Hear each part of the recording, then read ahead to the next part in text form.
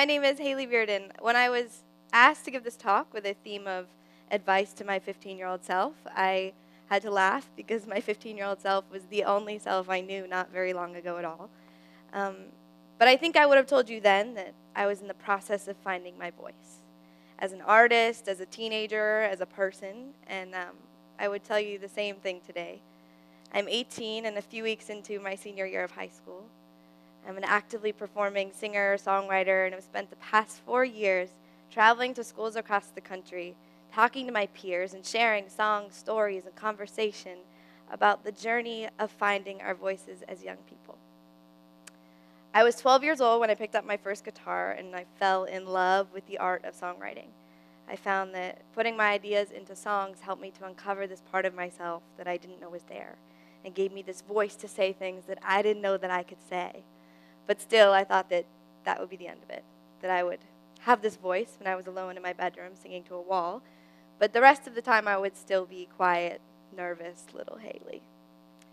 It turned out, however, that songs were only the beginning, and that just allowing myself this one outlet of expression, this one place where no one could judge or tell me how or what to say, helped to uncover a voice and a sense of identity that did nothing but grow and stretch far beyond songs and far beyond music. About a year later, I was 13 years old and sitting with a mentor of mine, and I was talking to him about feeling insignificant, like I couldn't make a difference because of my age and because I was only one person. And he looked at me and he told me that you can't shine your flashlight at the sun. He said you have to take it to a dark room, and that's where it works. So basically, that you don't have to go out and change the whole world, but you could change one person, and it's worth just as much. And that changed everything for me and was exactly what I needed to hear, because as a young person, we're always hearing about this idea of changing the world, and you want to grow up to change the world, and that's wonderful. And it's a wonderful goal, but it's also this huge, daunting thing. And sitting there picturing that flashlight in a dark room was the first moment where I realized that the only world that I need to focus on changing, or a really good place to start, would be with my own, and with the real people and the real community that I see around me every day. So I could go into class and make one student feel a little less alone or a little more like they belong today, and that would be a day's work. That mattered. Now when I look back on when songwriting was brand new to me, sitting in that quiet room with a guitar under my arm and a pen between my fingers, I realized that my songs were the first thing to ever ask, who are you, Hayley Reardon? Who are you today? Not who are you going to be when you grow up, or what are you going to do when you're old enough or brave enough or smart enough, but what are you going to do today? Who are you going to be right now? And the more I started to listen to that little voice asking who I was, the more I started to know. I'm an artist. I'm a good person. I have a voice. I have everything I need to make a difference today.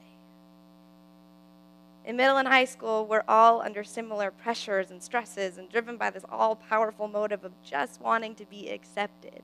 But realizing that I had the power, that even as a young person, as a kid, I had the voice and I had the ability to create positive change in my community and use my voice for something more than just to feel seen and wanted, I began to hear and value not only my own voice, but the unique voices of the people around me.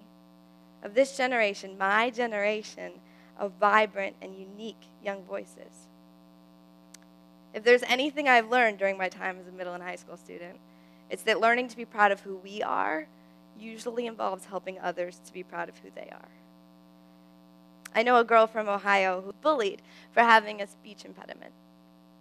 We emailed for months about her struggles, and all the while she was documenting them in a collection of 15 poems.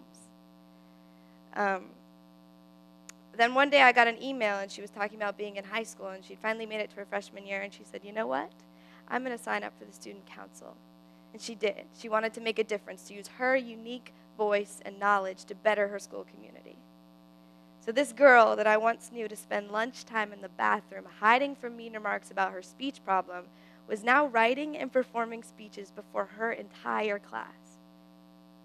When I go into schools, we talk a lot about the artist in each of us, the colorful explosion of individuality and character that we all possess, even when what we show to the world is only in black and white. We write songs together, sing songs together, make lists, and draw pictures of how we see ourselves, our peers, and our communities. How do we want to be seen? What makes me a unique and positive contributor to this classroom? What about the kid next to me or the kid over there that I've never talked to? In these moments, we're forced to ask ourselves and each other, who am I? Who are you? How can we use our voices to make this point in our lives better and more fulfilling for all of us?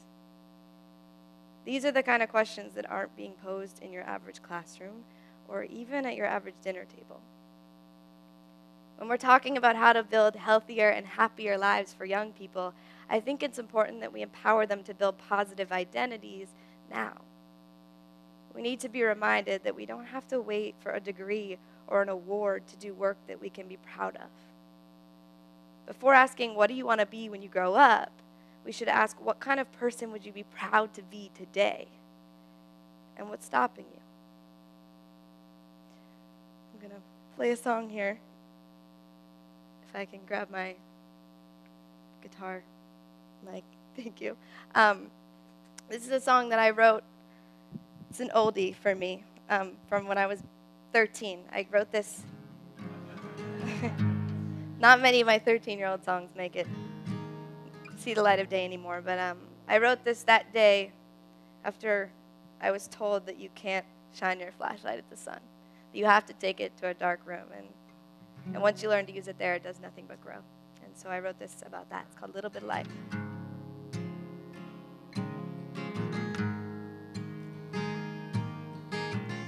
This is my Hannah Montana moment to sing with this thing.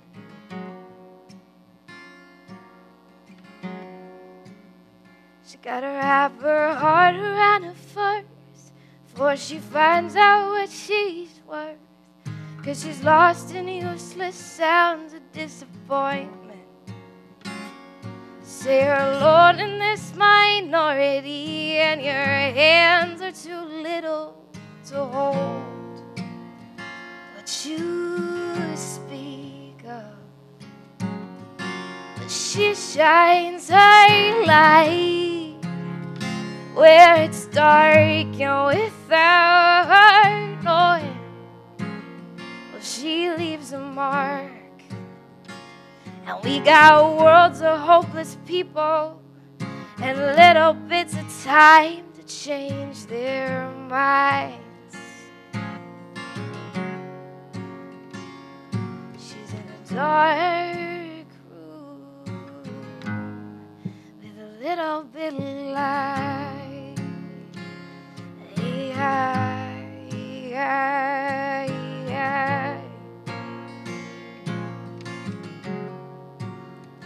Gotta wrap her heart around it first before she finds out what she's worth. 'Cause she's lost in useless sounds of disappointment. She knows it seems already torn, but maybe she could change its form if she just convinced their hearts to keep believing. 'Cause she shines her light where it's dark and without her knowing. She leaves a mark. And we got worlds of hopeless people and little bits of time to change their minds.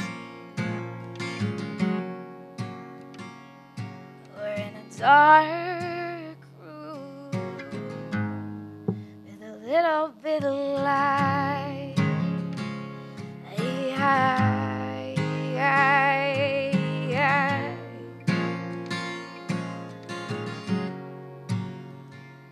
Yellow jasmine in her hair is thrown to the ground. She's got a reason now, but supposedly authority can't hold her down. No.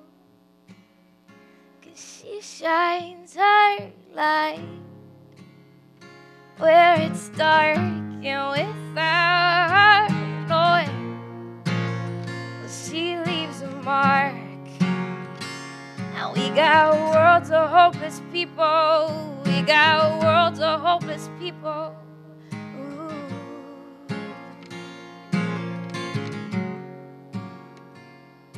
We're in a dark room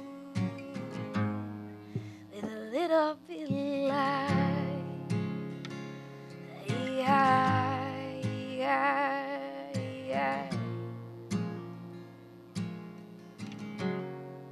With a little bit of light.